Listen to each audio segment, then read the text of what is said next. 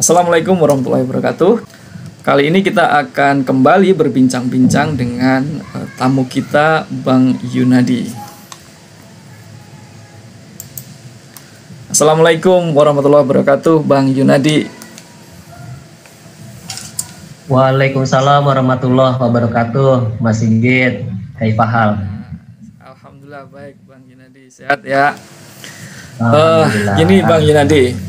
Ya. Kali ini kita ingin berbincang-bincang tentang pendiri atau muasis daripada gerakan Islam Jamaah ini, yaitu Bapak Haji Nur Hasan Al Ubaidah. Nah, sepengetahuan Bang Yunadi ini, kira-kira seperti apa sih sosok dari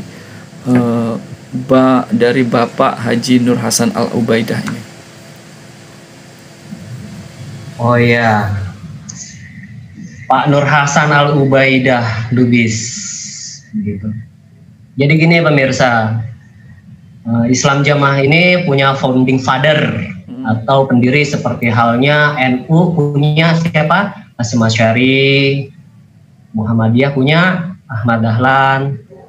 Nah, Islam Jamaah ini juga punya founding father juga, namanya Bapak Haji Nur Hasan Al Ubaidah Lubis, gitu ya. Sebenarnya beliau itu kelahiran ke 1908, wafatnya 1982. Jadi ketika beliau wafat, ketika beliau berdakwah, ketika beliau merintis jamaah ini, memang saya tidak terlibat secara fisik. Jadi saya dengar berupa legenda, karena saya hidup di lingkungan Islam Jamaah, ngaji di situ, dari kecil di situ, mondok juga di situ. Saya mondok udah berapa pondok di Islam Jamaah, bermacam-macam pondok pesantren saya ikut. Jadi saya mengikuti folklore atau obrolan warung kopinya. Gitu. Ngomong sebelum dilanjutkan, kira-kira Bang Yunadi ini pernah mondok di mana saja, Bang? Saya pernah mondok di yang terdekat dengan rumah saya, pondok pesantren Minhajul Rosyidin di daerah Pondok Gede. Terus kedua yang pondok-pondok mini di Jakarta Selatan, di Pasar Minggu, terus di Pondok Pesantren Kerawang, di Pondok Pesantren Hadis Besar Purworejo, di Pondok Pesantren Hadis Besar di Jogja itu saya lupa tuh namanya. Mulyo Abadi Mulungan. Di situ. Nah, di situ kan saya di situ bergaul dengan mereka, di mana di dalam percakapan warung kopi kami itu betapa sosok Nur Hasan Al Ubaidah itu difigurkan sosok yang sangat alim luar biasa. Beliau katanya sampai hafal 49 hadis, sanat-sanatnya, matan-matannya. Tapi kalau misalnya 49 hadis. 49 hadis itu 49 hadis atau 49 kitab hadis sebenarnya, Bang Yunadi? Kalau yang saya dengar dari para penceramah, guru-guru itu kitab. Kalau 49 hadis belaka itu bukan sesuatu yang amazing. Karena anak-anak SDIT, anak saya SDIT juga menghafalkan arba'in. 40 hadis itu anak-anak SDIT mah biasa banget, tapi ini 49 kitab. Walaupun kita nggak tahu kitab itu apa aja, yang mahfum di kalangan kita adalah 6 kitab besar: Bukhari, Muslim, Abu Daud, Tirmizi, Ibnu Majah, satu lagi apa ya? Nasai. Itu yang mahfum di kalangan kita. Yang ada pun sisanya 43 hadis itu nggak tahu tuh apa. Pokoknya dimitoskan demikian. Di PHP ya kalau gitu ya. Iya. kita sampai sekarang kalau masih gitu challenge ulama-ulama Islam Jamaah, sok sebutkan kamu 49 hadis itu apa aja, nggak ada yang bisa jawab.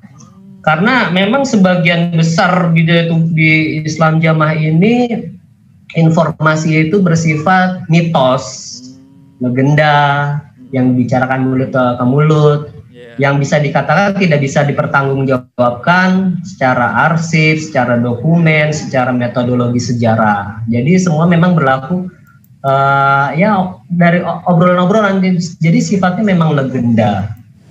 Begitu juga Bapak Haji Nur Hasan itu legenda, selain ilmunya sundul langit lah, sehingga kita melihat Pak Nur Hasan itu begitu sosok yang wah sakti, hebat, seperti itu.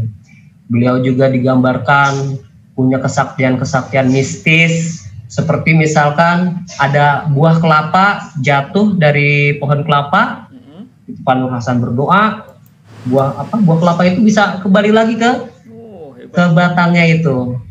Itu kita sangat percaya. Waktu itu sebelum adanya keterbukaan informasi, sebelum adanya kedewasaan berpikir, itu kita sangat percaya. Itu sosoknya adalah sangat sentral dalam kehidupan kami, karena kami merasa karena beliaulah kita dapat hidayah. Itu digembor-gemborkan dalam percakapan-percakapan di lingkungan kita, seperti tanpa beliau ada di Indonesia, tanpa beliau pulang dari Mekah ke Indonesia, kita ini ada di alam kegelapan. Lawannya hidayah lah, kegelapan. Kita di alam kekafiran. Jadi begitu besarnya kultus Bapak Haji Nur Hasan Al Ubaidah ini. Begitu kira-kira yang saya dengar. Ini menarik nih, sangat menarik ya, karena mungkin zaman itu memang masih orang banyak percaya kepada hal yang seperti itu. Tapi mungkin kita mundur sedikit ke belakang, kira-kira sebenarnya latar belakang pendidikan agama Bapak Haji Nur Hasan Al Ubaidah ini sebenarnya bagaimana, Bang Junadi? Saya akan jawab sejauh literatur yang saya baca ya Mas ya, dan dari info-info guru-guru pesantren saya. Jadi kalau di kitab mereka punya kitab namanya Kitab Cai, Cinta Alam Indonesia. Terkadang di dalam kitab itu juga diceritakan sejarah Bapak Haji Nur Hasan Al Ubaidah. Jadi waktu kecilnya diceritakan beliau itu ya jago silat, jago bela diri. Pada mungkin tahun 1920 diceritakan Bapak Haji Nur Hasan, sorry saya terlalu cepat. Sebelumnya Pak Nur Hasan itu memang pernah mondok-mondok di pesantren-pesantren tradisional yang memang sudah lazim di daerah Jawa Timur. Beliau juga pernah mondok juga di Madura. Ada suatu kiai namanya Al Ubaidah. Mungkin nama Al Ubaidah itulah yang sekarang dilekatkan dengan nama Nur Hasan Al Ubaidah. Nama gurunya waktu di Madura begitu ya? Madura begitu. Ya tahun-tahun itu mungkin tahun-tahun 19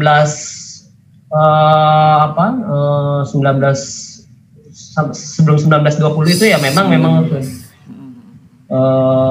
itu ya mungkin waktu itu di tanah Jawa memang sudah banyak pesantren tradisional yang ya mungkin dipelopori oleh NU dan Muhammadiyah begitu ya. Beliau ya seorang tholib yang lazim lah, biasa gitu. Sampai suatu saat beliau mendapatkan kesempatan untuk pergi ke tanah suci Mekah. Itu mungkin tahun 1930 Mas. Tahun 1930.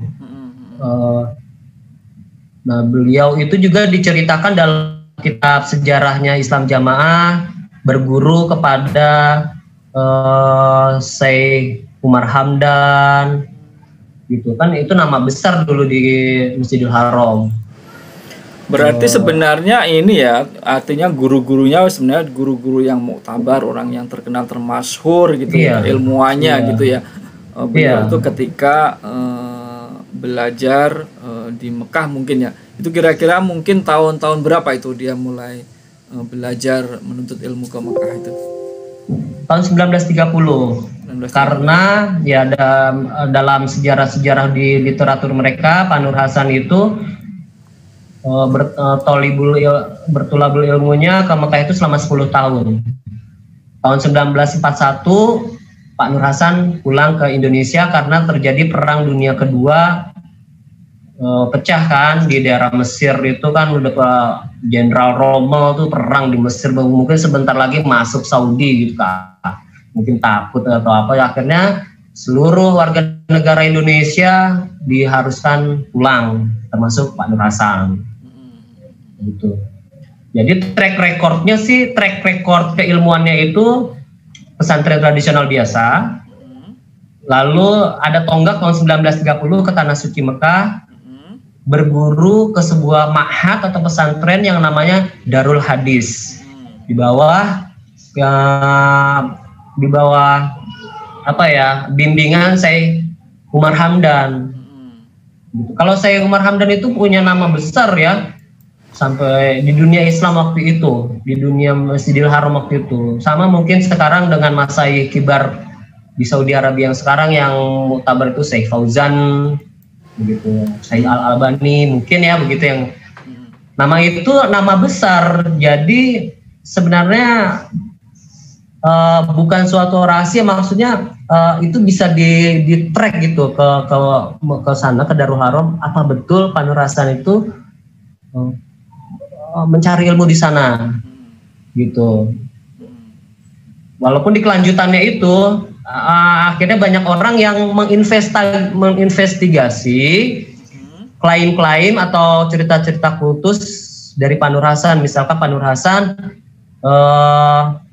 mencari ilmu 10 tahun di sana. Kita bisa cek langsung ke Darul Hadis di sana, apa betul Syekh Umar Hamdan punya murid bernama Nur Hasan Al-Ubaidah. Ternyata kalau kita cek nama Pak Nur Hasan itu tidak ada. Kan kita harus memecahkan masalah ini secara scientific method, bisa dibuktikan. Kita nggak mau lagi dengan kultus-kultus bawang merah bawang putih, dongeng-dongeng seperti itu. Semuanya harus diverifikasi secara saintifik. Ada catatan-catatannya, ada data-datanya. Kalau kita menggunakan pendekatan itu, maka klaim-klaim Pak Nur Hasan menjadi nihil. Sebab apa? Kita nggak menemukan jejak sejarah itu di Darul Hadis, di Masai-Masai lainnya kita nggak menemukan nama Pak Nur Hasan. Bisa jadi Pak Nur Hasan memang pergi ke sana, cuma menjadi tolib yang sifatnya mustami. Kan banyak tuh Mas, saya waktu di Masjidil Haram tuh ya, di Masjidil Haram itu banyak halakoh. Walaupun kita bukan murid ofisial atau resmi, kita boleh duduk di situ dengerin. Tapi kita bukan murid resmi yang terdaftar. Bisa jadi kita Pak Nur Hasan mungkin seperti itu, berguru mustamin, unofficial sifatnya mungkin. Jadi sehingga namanya tidak tercatat. Begitu. Nah, jadi begitu yang saya simpulkan dari track record keilmuan Pak Haji Nur Hasan Al-Ubaidah. Ini menarik sekali ya. Kalau kemudian betul bahwa beliau itu belajar di sana katakanlah selama 10 tahun ya, kemudian banyak bergaul dengan para ulama di sana gitu ya. Kalaupun ketika pulang sekarang, ketika saat itu pulang ke Indonesia, kemudian mungkin ijazahnya itu tidak tertemukan, tidak bisa kita lihat secara fisiknya. Bagaimana dengan jejak-jejak pemikiran atau ajaran-ajaran yang kira-kira beliau pelajari pada saat beliau belajar di Mekah itu? Apakah jejak-jejak pemikiran ulama atau para masyayikh di Arab Saudi saat itu beliau ajarkan di dalam katakanlah gerakan Islam Jamaah yang beliau rintis ini, Bang Yunadi? Baik. Jadi memang kan Pak Nur Hasan kan punya beberapa ideologi. Salah satunya menganggap keamiran itu adalah sentral atau rukun keislaman seseorang. Jadi konsep utama beliau Pak Nur Hasan adalah berbaiat. Berbaiat itu merupakan usuluddin Pak Nur Hasan. Tanpa berbaiat kepada seorang amir, maka Islamnya itu kan tidak sah seseorang. Artinya seseorang itu harus berbaiat dulu. Kita harus trace nih, Pak Nur Hasan dapat ide ini dari mana? Langkah yang paling logis adalah kita trace ke Masjidil Haram. Kita kejar murid-muridnya yang diklaim itu adalah gurunya Pak Nur Hasan. Tapi nyatanya itu yang kita terima dari berusaha menyelidiki, itu Pak Nur Hasan tidak mengajarkan hal itu. Bahkan guru Pak Nur Hasan justru mendinai, mengatakan hadza dajjal.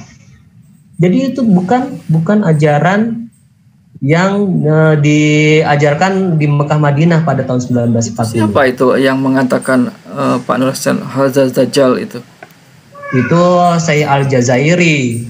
Syekh Al-Jazairi juga dia pada masanya kibarul ulama di sana. Itu kan itu diverifikasi oleh Bapak Bambang Irawan. Bambang Irawan itu adalah ajudan pribadinya Pak Nur Hasan. Ada satu titik ketika Pak Bambang Irawan ke Mekah, dia ingin memverifikasi ajaran guru yang begitu dijunjungnya, yaitu Pak Nur Hasan. Bertanyalah beliau kepada masyayikh yang ada di Masjidil Haram. Diceritakan semua ajaran-ajaran Pak Nur Hasan. Masyayikh ini menjawab, saya pernah dengar ajaran ini ada di Indonesia. Begitu. Ternyata kayaknya yang kamu ucapkan ke saya itulah ajaran yang saya dengar. Hadza dajjal. Seperti itu.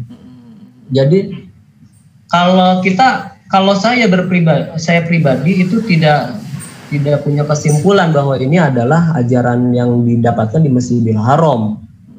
Bahkan sekarang di Masjidil Haram punya Universitas Madinah bahkan punya karya tesis salah satu mahasiswanya yang bernama Ustadz Abdullah Roy ketika meraih gelar doktoral. Yang tesisnya itu adalah membantah ajaran Islam jamaah. Gitu. Yang saya tahu ajaran imamahnya Pak Nur Hasan Al-Ubaidah ini adalah dari Bapak Wali Al-Fatah. Malah justru dari Wali Al-Fatah ya. Ketika Pak Nur Hasan dari Wali Al-Fatah mengenai konsep imamahnya. Pak Nur Hasan dari tahun 1941 kan diberitakan pulang. Kalau dari literatur yang saya baca, dari tahun 1941 sampai tahun 1950 itu Pak Nur Hasan guru ngaji biasa. Baru ketika tahun 1953 di Jakarta ada seorang ulama juga namanya Wali Al-Fatah. Beliau menyelenggarakan sebuah jamaah yang bernama Jamaah Muslimin atau Jamaah Hizbullah. Pak Wali Al-Fatah mendengar di Jawa Timur ada ulama yang waktu itu Pak Nur Hasan rupanya udah terkenal nih.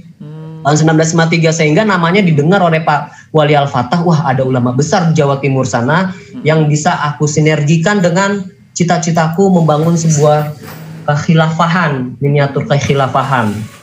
Pak Nur Hasan kemudian bertemulah ke Jakarta dengan Pak Wali Al-Fatah. Di situ terjadi diskusi. Pak Wali Al-Fatah punya misi dan visi untuk menyelenggarakan sebuah kekhalifahan. Jadi Pak Wali Al-Fatah itu dari sisi politiknya, Pak Nur Hasan itu dari sisi agamanya lah. Jadi ini semacam dua serangkai, Pak Nur Hasan dan Pak Wali Al-Fatah. Sebelum berkenalan dengan Pak Wali Al-Fatah, Pak Nur Hasan tuh bisa dikatakan nggak punya konsep itu, nggak punya konsep imamah wal jamaah. Iya, saya pernah datang ke seorang yang pernah ngaji di Jamaah Wali Al-Fatah, membawa buku-bukunya. Itu buku-buku Jamaah Muslimin itu sama plek dengan konsep-konsep Islam Jamaah. Ini bisa dipertanggungjawabkan secara ilmiah.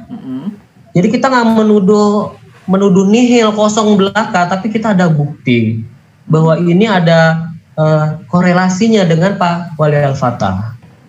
Begitu. Justru jadi saya simpulkan lagi, ajaran Pak Nur Hasan mengenal takfirinya tidak didapatkan dari ajaran-ajaran gurunya yang di Mekah Madinah, tetapi itu bersinggungan dengan ajarannya Pak Wali Al-Fatah. Namun yang saya dengar lagi, Pak Wali Al-Fatah itu hanya punya konsep kekhalifahan, tapi nggak sampai juga dia punya pemikiran di luar baiat. Pak Wali Al-Fatah itu menunjuk hidung, setiap orang tuh jadi kafir.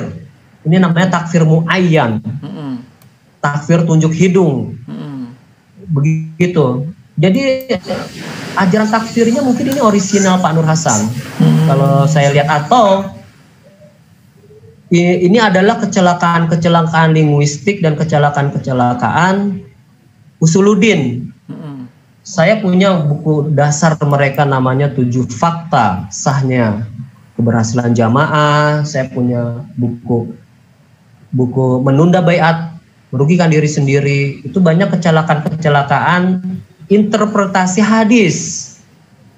Mereka selalu menggembar-gemborkan kami Quran hadis.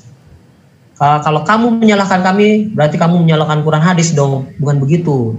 Qurannya betul, hadisnya betul. Kita verifikasi lagi sanadnya sahih. Yang bermasalah adalah interpretasinya. Jadi semenjak 1960 itu memang semenjak embrionya jamaah ini dibentuk secara resmi beat resmi itu tahun 1962.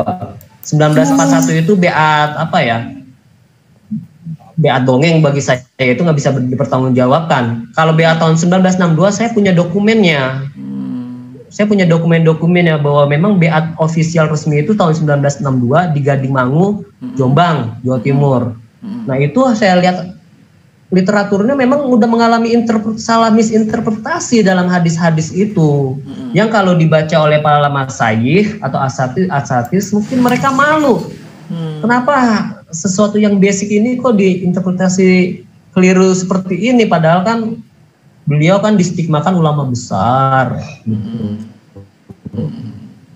Nah, seharusnya nggak boleh terjadi misinterpretasi seperti ini kalau menurut saya sebetulnya. Jadi demikian Mas Sigit.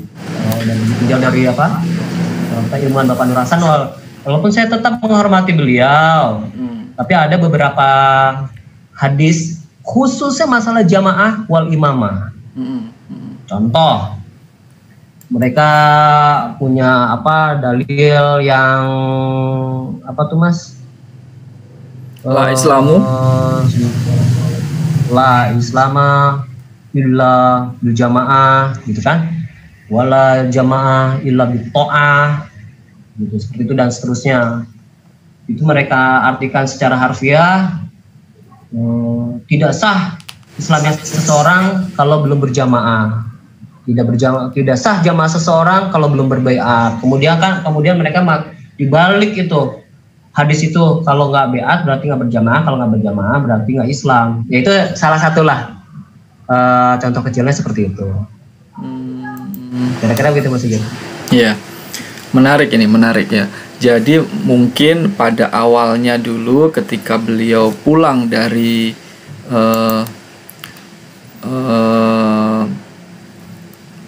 dari Mekah Madinah itu mungkin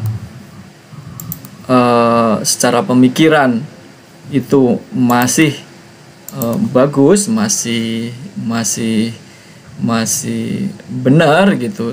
Tapi kemudian pada saat beliau bergaul atau berinteraksi dengan Wali Al-Fatah, kemungkinan ada semacam pengaruh yang tidak baik sehingga mempengaruhi ajaran-ajaran yang kemudian disebarkan kepada pengikut-pengikutnya. Kira-kira seperti itu ya. Ya. Kalau menurut saya sih begitu, saya pribadi ya. Mohon maaf kalau ada kekeliruan. Dengan Pak Nur Hasan ini. Tapi kemudian kalau kita lihat di praktek beragama selama ini, kira-kira ada nggak, Bang, jejak-jejak tradisi atau jejak-jejak pemikiran, jejak-jejak praktis dari apa yang beliau pelajari sebelumnya itu dalam praktek keagamaan Islam Jamaah saat ini, di luar mungkin doktrin-doktrin, putus-putus Mas, sorry, di luar doktrin-doktrin yang seperti putus-putus. itu. sorry.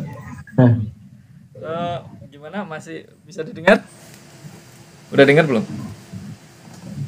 Ya, coba diulang lagi Mas, tadi kayaknya unstable itunya. Baik. Network saya. Baik. Jadi setelah beliau pulang itu, kemudian dia mengajarkan ajaran-ajarannya yang menjadi banyak pengikutnya. Itu kira-kira ada nggak dari jejak-jejak pemikiran, jejak-jejak tradisi dari yang beliau pelajari sebelumnya itu yang masih abadi sampai sekarang, masih diajarkan kepada pengikut-pengikutnya sekarang ini, ada nggak kira-kira, Bang Yunadi?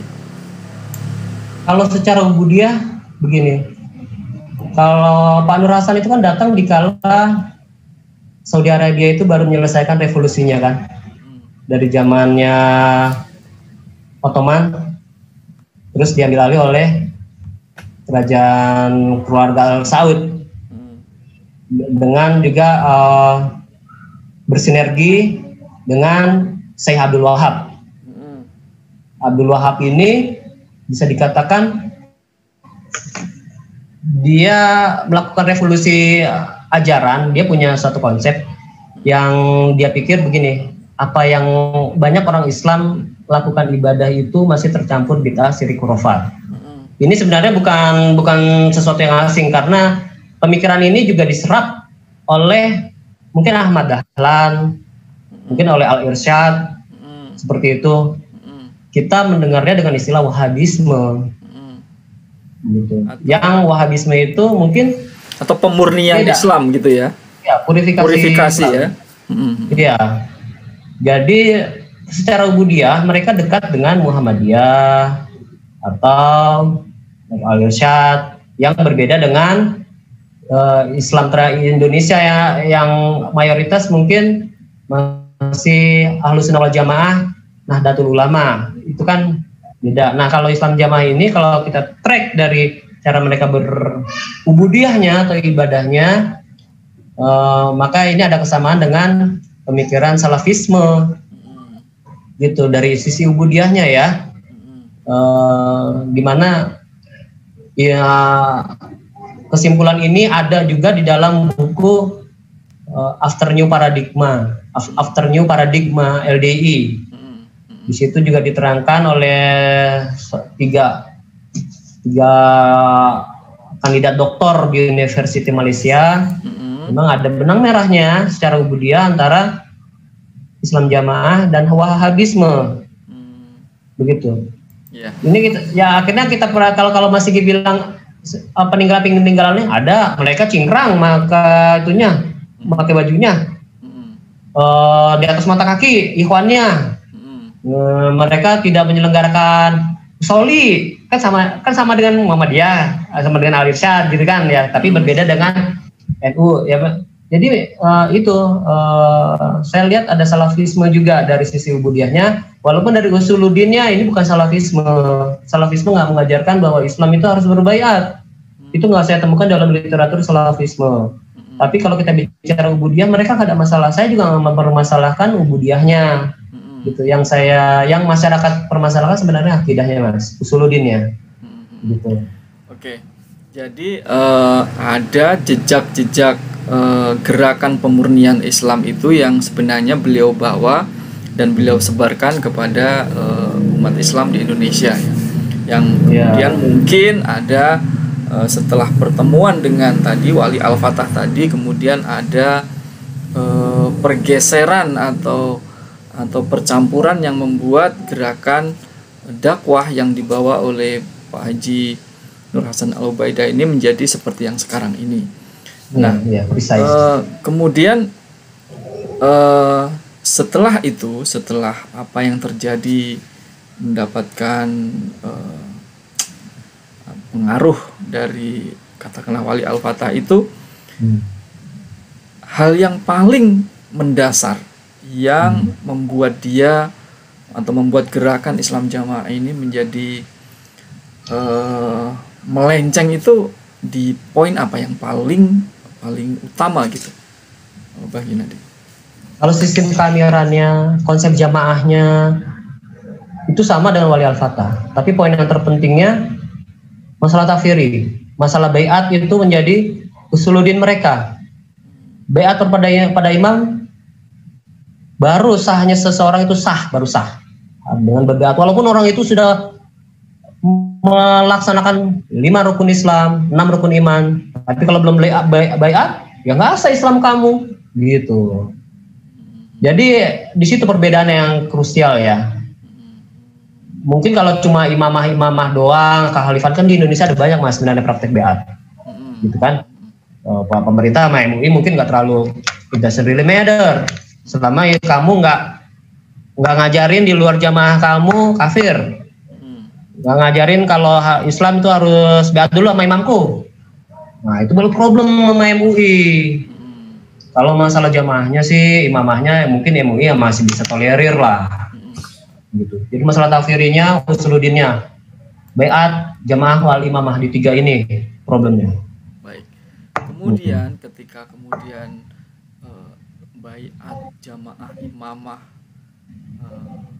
taat itu menjadi pembedanya, menjadi hal yang utama, menjadi aslun fauqa usuluddin tadi, itu kira-kira saat itu pada awal-awal Pak Nur Hasan membawa ajarannya atau menyebarkan ajaran itu, bagaimana reaksi masyarakat pada saat itu, Bang Junadi? Kontroversi jelas, karena Pak Nur Hasan itu konfrontatif orangnya.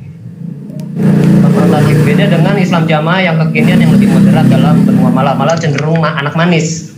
Kalau Islam Jamaah sekarang kan layaknya ya malaikat tak bersayap lah seperti itu. Tapi kalau dulu memang konfrontatif, gerakan ini yang menyebabkan gerakan ini dibekukan oleh Kejaksaan Agung Republik Indonesia, dibekukan oleh penguasa-penguasa lokal seperti Pangdam Brawijaya Jawa Timur. Kira-kira kapan itu ada reaksi yang dari pemerintah yang formal seperti itu? Kira-kira kapan itu, Mas Junadi? Gini ya, tahun 1962 kan saya bilang tadi ada baiat officially tahun 1962 sebenarnya mas, baru terbentuk jamaah. Secara sejarah saya melihat itu, secara sejarah ya, bukan secara legenda. Kalau secara legenda mungkin mereka bisa klaim tahun 1941, tapi saya nggak mau main legenda, saya mau main sains. Saya mau main sejarah, saya mau pakai metodologi sejarah. Jadi saya mengambil tonggak jamaah ini diberi resmi itu tahun 1962. Dan 1962, kemudian Pak Nur Hasan ini memproklamirkan kerajaannya, juga mengajak-ngajak masyarakat, ayo join dengan jamaahku. Kalau kamu nggak join dengan jamaahku, kamu kafir. Begitu, zaman dulu begitu. Ngomongnya nggak tendeng aling-aling, ngomongnya begitu. Ya jelas. Belak-belakan begitu ya pokoknya. Begitu apa ya, vulgar begitu ya kira-kira ya. Vulgar. Saya punya 2 buku ini. Ini diceritakan juga dalam 2 buku ini bagaimana juga Pak Nur Hasan pergi ke Mekah sana. Di Mekah juga konfrontir, dia fotokopi bukunya, konsep buku mereka, buku ideologi mereka, yaitu bisa diperlihatkan sekali lagi yang saya pengen lihat lebih detailnya. Buku Islam Jamaah ya. Itu terbitan tahun 1979. Berarti otentik ya itu. Itu otentik yang mungkin anak-anak yang mungkin oleh jokam-jokam milenial sekarang ini mungkin tidak banyak yang tahu ya berarti ya. Iya, jarang sih, ini udah jarang banget. Nah, ini dalam apa saja yang diceritakan atau sosok Bapak Nur Hasan yang seperti apa yang diceritakan dalam buku itu, terutama dengan setelah dia mengajarkan doktrin-doktrin atau paham-paham yang bahwa selain mereka yang berbaiat kepadanya itu kafir, itu apa reaksi masyarakat dan reaksi pemerintah mungkin saat itu yang diceritakan di buku itu, Bang? Ya, terjadi gesekan sosial, gesekan horizontal. Udah mulai terjadi gesekan horizontal, geger. Akhirnya gegeran ini udah sifatnya udah bukan pertarungan ilmiah lagi, bukan pertarungan intelektualisme, tetapi udah pertarungan fisik. Gitu kan? Masyarakat akhirnya menggeruduk itu tempat LDI, terjadi lemparan batu dan lain sebagainya. Pemerintah baru intervensi kalau udah di titik ini. Pemerintah baru kelihatan prihatin nih. Udah mulai investigasi ada apa ini. Itu sekitar rentang dari tahun 1962 sampai 1970. Tahun 1971 pemerintah mungkin udah di titik kulminasi, ya gerakan ini bermasalah.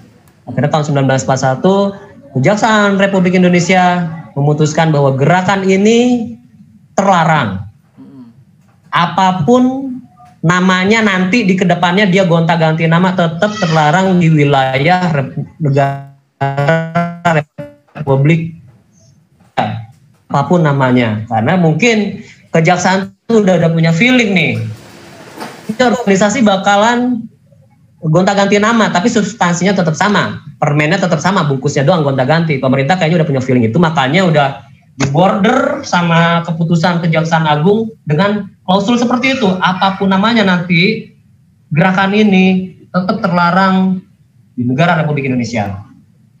Karena memang mungkin mereka sekarang sudah berkompromi dengan pemerintah. Oke pemerintah, saya nggak akan ngapir-ngapirin orang secara terbuka gitu ya. Tapi mereka dalam hati mereka menyimpan satu ideologi yang bermasalah. Ini saya sebut bahaya laten, karena masih di tataran tersembunyi. Ini bisa termanifestasikan nanti suatu saat kalau memang situasi kondusif. Di situ bahaya. Makanya pemerintah nge-border dengan Surat Kejaksaan Agung Republik Indonesia itu. Baik. Gitu. Baik, terima kasih. Ini sangat semakin menarik ya ini. Kemudian ketika gerakan Bapak Haji Nur Hasan Al-Ubaidah ini, atau yang lebih sering kita kenal dengan gerakan Islam Jamaah ini, mendapatkan tantangan yang seperti itu, mendapatkan reaksi lah gitu dari masyarakat, dari pemerintah, itu mereka mengubah strategi nggak, atau bagaimana mereka tetap eksis sehingga katakanlah bisa tetap eksis sampai sekarang? Bagaimana strategi mereka untuk tetap survive dengan berbagai macam rintangan dan ya dalam reaksi dari pemerintah dan masyarakat khususnya? Karena kuncinya kalau menurut saya adaptasi ya. Seperti teori Charles Darwin, makhluk itu akan bertahan bukan karena dia kuat, bukan karena dia cerdas atau apa. Makhluk itu bisa bertahan karena dia bisa beradaptasi. Sama ketika mereka mendapatkan reaksi dari masyarakat, turun pemerintah Jaksa Agung, mereka akhirnya nggak melakukan perlawanan, nggak ngelawan. Mereka pintar, kalau ngelawan habis mereka, kekuatan mereka nggak ada, mereka nggak punya kekuatan, Mas. Bakalan disapu habis sama pemerintah seperti DITI, gitu kan. Mereka lebih sekarang menggunakan taktik kompromistik. Maksudnya mereka dalam narasi-narasi nasihat mereka setiap ada undang-undang dasar dan Pancasila, oke, kita apresiasi itu. Tapi sebenarnya itu menurut saya bertaktik ya Mas ya. Fatona bitona budi luhur, ini kuncinya. Fatona bitona budi luhur. Tadi Mas Sigit menanyakan bagaimana cara mereka survive. 3 ini kuncinya. Fatona bitona budi luhur. Fatona itu apa itu? Fatona bitona budi luhur itu apa itu, Mas Yunadi?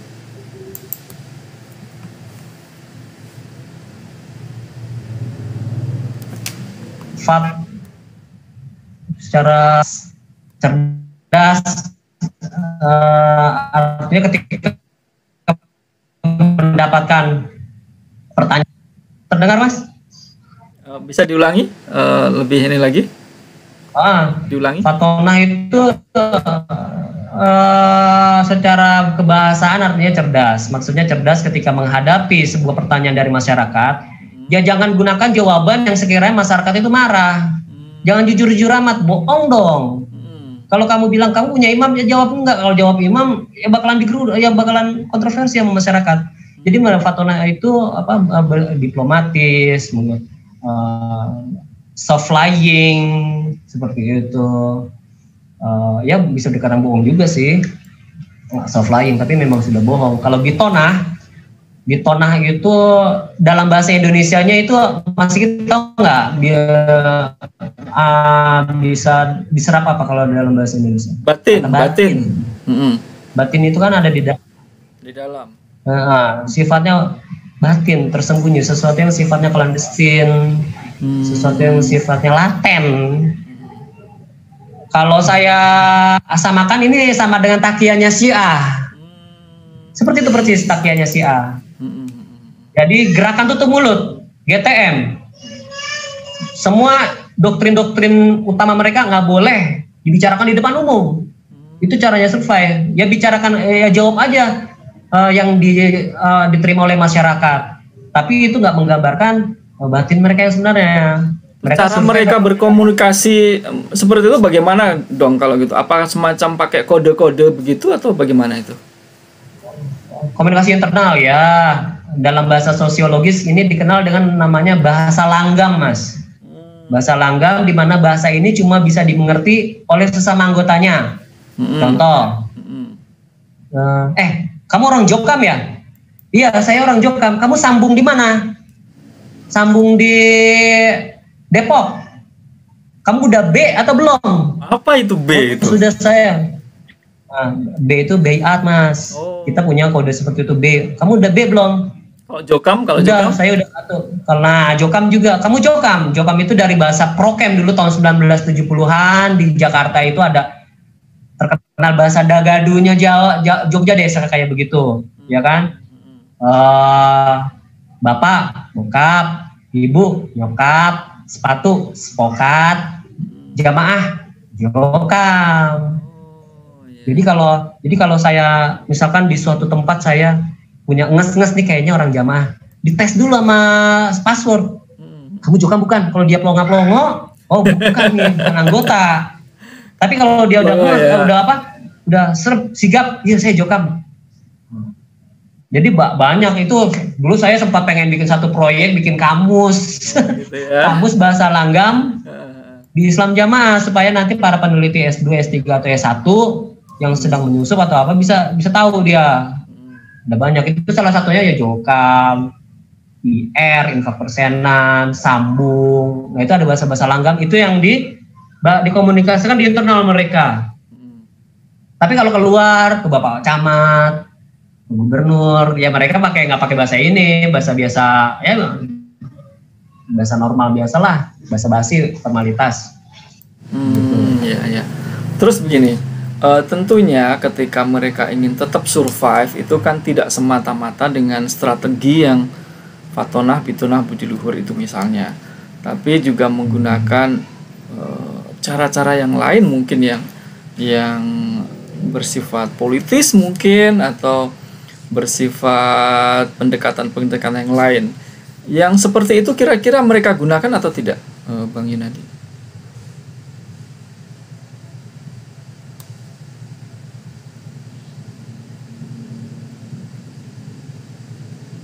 Halo? Dengar nggak, Bang? Iya, jadi begini, memang tadi sempat terputus-putus, tapi saya kayaknya ngerti deh. Ya, pertama mereka bersifat pragmatis ya, kayak pedagang, nggak terlalu idealis, pragmatis. Pokoknya siapa yang berkuasa, di situ aku bakal berlindung di situ. Kan kita tahu Orde Baru siapa ya, partai terbesarnya, Golkar. Akhirnya terjadi transaksi politik nih sama orang-orang Golkar. Weh, Islam Jamaah, kamu nggak saya usik selama kamu nggak rese sama negara. Saya bisa melindungi kamu. Tapi sebagian suara kamu ke coblos saya ya. Terus dia bilang, oh iya, tapi kamu lindungi saya nih, jadi patron pelindung kalau saya diresein sama orang. Ya terjadi transaksional seperti itu. Ya sampai sekarang transaksi politik. Pokoknya sekarang misalkan presiden siapa ya, mereka mendekat ke presiden untuk untuk nyari perlindungan. Untuk apa ya? Ya syukur-syukur mereka punya menteri di kabinet.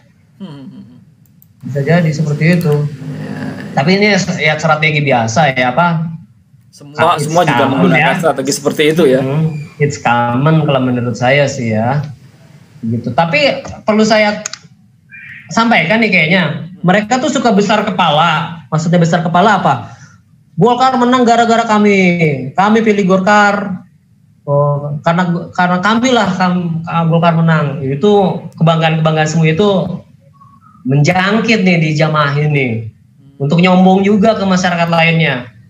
Padahal tanpa suara mereka ya Golkar tetap menang kalau menurut saya. Ya. Enggak ada suara mereka nggak signifikan. Di Jakarta aja, di Jakarta waktu pemilihan gubernur mereka sempat mengajukan ketua DPP titik-titik untuk jadi gubernur, itu nggak sampai electoral threshold ya Mas ya namanya ya, suara ambang batas itu nggak masuk. Itu mempresentasikan jumlah mereka secara politik juga nggak banyak sih. Mereka cuma apa namanya ya, bluffing namanya, bluffing. Berarti sebenarnya kira-kira total saat ini katakanlah tahun 2021 maaf 2021. Itu kira-kira total berapa sih jumlah pengikut dari Islam Jamaah ini, dan kira-kira kalau hitung-hitungan politiknya berapa kira-kira yang punya hak pilih sih, sehingga mereka itu seakan-akan besar diri, dan mungkin juga karena bagusnya marketing mereka sehingga seakan-akan para penguasa atau partai ini juga tertarik gitu untuk bekerja sama sehingga eksistensi mereka itu tetap terjaga. Itu sebenarnya bagaimana sih gambarannya hal ini?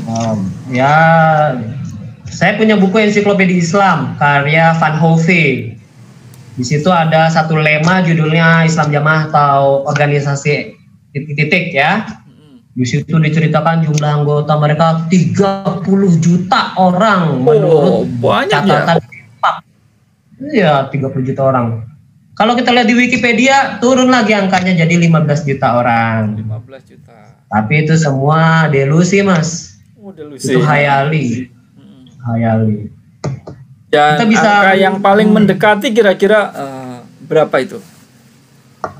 Dulu tahun 1998 Pak Bambang Irawan pernah ada wawancara, itu VCD-nya sempat booming tuh mengenai hari ini viral gitu ya. Itu kalau Pak Bambang Irawan memprediksi 500 sampai 750 ribu orang Pak Bambang Irawan. Tapi kita punya data, Mas. Mereka nggak pernah nyensus, nggak ada sensus penduduk. Tapi mereka mencatatkan, ketika Idul Fitri ada masalah, ada kegiatan apa? Zakat fitrah. Zakat fitrah itu kan per kepala. Betul. Dari bocah yang paling kecil kan harus zakat fitrah. Akhirnya dari situ mereka menarik data dari bawah ke atas, bottom up, dari sel yang paling kecil yaitu kelompok sampai sel yang paling besar yaitu daerah, semua nanti di store ke satu titik yaitu namanya pusat. Nah, di situ kita bisa cari, datanya cuma 2 juta orang. Gitu, dari data zakat fitrah. Di tahun? Jadi mungkin ini 2015, mungkin 15 tahun yang lalu mungkin ya. Sorry. Ya, atau 2015 sampai 2017 lah. Ya mungkin sekarang 2021 saya akan rasa lonjakannya nggak begitu drastis. Jadi saya capture-nya 2 juta. Maksimal lah ya, kira-kira 2 juta ya. Itu dari piyi kecil bayi sampai yang manula. Kalau yang punya hak pilih kan 17 tahun, ya kan? 17 tahun kan yang punya hak pilih untuk nyoblos pemilu. Paling seperempatnya. Kalau menurut saya paling cuma 300 ribu yang punya hak pilih. Kalau dalam momen pesta demokrasi nasional, pemilihan presiden, ya angka segitu nggak signifikan. Nggak signifikan. Cuma mereka marketingnya bluffing. Woi, saya punya punya jumlah pengikut banyak banget. Ayo, pinang saya. Ya, gitu kan? Ya. Tapi pada hakikatnya sih nggak banyak. Tapi untuk 2 juta orang sebagai sebuah organisasi devian, sebuah sekte devian yang bermasalah 2 juta ini cukup signifikan untuk kita dakwahkan. Beda kalau seperti Bahaisme yang di Indonesia. Kalau taruhlah kalau Bahaisme di Indonesia paling cuma 500 nanti deh, itu gampang. Tapi kalau udah 2 juta orang, saya rasa ini sudah layak kita menaruh perhatian kita ke jemaah ini. Dan masyarakat luas perlu tahu ya bahwa mereka itu masih eksis meskipun sudah dilarang oleh pemerintah sejak tahun 1971 dan pemerintah pun juga harus mewaspadai ini karena jika dibiarkan membesar maka akan menimbulkan potensi ancaman kepada negara kita dan disintegrasi sosial, kira-kira seperti itu, Bang Yunadi ya. Bisa, kalau ini tidak, saya mengibaratkan ini seperti api dalam sekam, Mas. Api dalam sekam itu kecil kan, tapi ada satu titik kalau kita nggak waspada, semua sudah begitu terlambat, api sudah besar.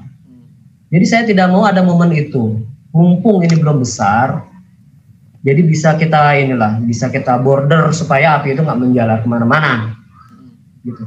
Jamaah ini punya sifat misi, Mas, zending, misi. Maksudnya beda dengan kaum Jews atau Yahudi yang Jews for Jews. Kalau mereka punya agama misinya itu mereka mengekspor pemikiran mereka itu ke masyarakat secara clandestine. Itu yang saya kira bahaya. Masyarakat kan perlu informasi itu, ajaran apa yang mereka bawa, ajaran apa yang mereka sebarkan gitu. Kalau nggak diinformasikan bakalan banyak yang terjerat ajaran ini karena bagus, etalasenya bagus, Quran hadis, nggak ada yang nolak. Secara fitrah orang Islam itu semuanya nerima Quran hadis, tapi nanti akan dikasih doktrin-doktrin jamaah wal imamah yang kontroversi dan polemik itu gitu. Baik. Terima kasih atas informasinya, Bang Yunadi. Ini sangat menarik sekali dan kita harapkan pemerintah dan juga masyarakat betul-betul aware tentang hal ini dan melakukan tindakan-tindakan yang terukur, yang terbaik untuk kemaslahatan kita semuanya. Terima kasih sekali lagi. Sama-sama, Mas. Dan teman-teman, kita tadi sudah banyak berbincang-bincang dengan Bang Yunadi. Semoga diskusi kita bermanfaat bagi kita semuanya. Kita ketemu di diskusi selanjutnya. Assalamualaikum warahmatullahi wabarakatuh. Waalaikumsalam warahmatullahi wabarakatuh.